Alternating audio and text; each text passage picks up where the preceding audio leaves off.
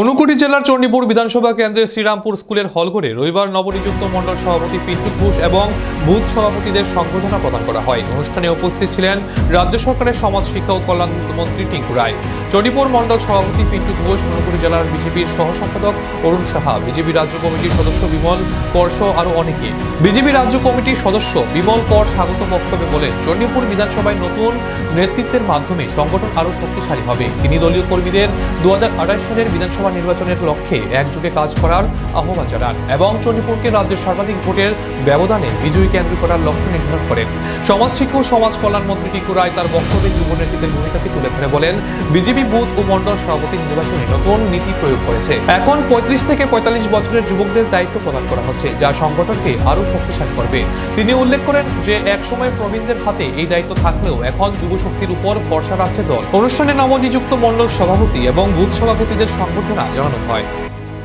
যে ভারতীয় জনতা পার্টি সংগঠন পর্ব শুরু হয়েছে গোটা দেশব্যাপী, তার অঙ্গ হিসাবে আমাদের রাজ্যেও আমাদের মণ্ডলেও তার ব্যতিক্রম নয়। আমাদের এখানেও মণ্ডলের যে 53 জন বুথ সভাপতি নবনির্বাচিত হয়েছে, তো আজ আনুষ্ঠানিকভাবে আমাদের বুথ সভাপতি যারা, তাদেরকে আমরা সম্বর্ধনা দিলাম। তাদের সঙ্গে পরিচিতি এখানে আমাদের বরিষ্ঠ নেতৃত্ব যারা রয়েছে চণ্ডীপুর বিধানসভা সহ ঊনকোটি জেলার সকলেই আমরা পরিচিত হয়েছি।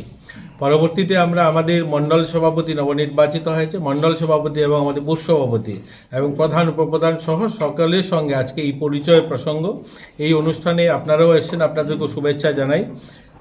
এবার গোটা ভারতবর্ষে একটা ব্যতিক্রমী সিদ্ধান্ত হয়েছে যে আমরা মণ্ডল সভাপতি যারা, একসময় রাজনীতিতে কী হতো 60 ঊর্ধ্ব যারা, তারা বিভিন্ন পদে আসীন হতো, কিন্তু এটা প্রথমবার হয়েছে যে 45 বছরের 40 থেকে 50 বছরের মধ্যে যুবদের প্রতিনিধিত্ব হাজারো সংখ্যায়। এটা আমাদের রাজ্যে 60টা বিধানসভা হতে পারে, কিন্তু ভারতবর্ষে হাজারো সংখ্যায়, লাখো সংখ্যায় আমাদের যে মণ্ডল রয়েছে, প্রত্যেকটা মণ্ডলে এই যুবদের প্রতিনিধিত্ব।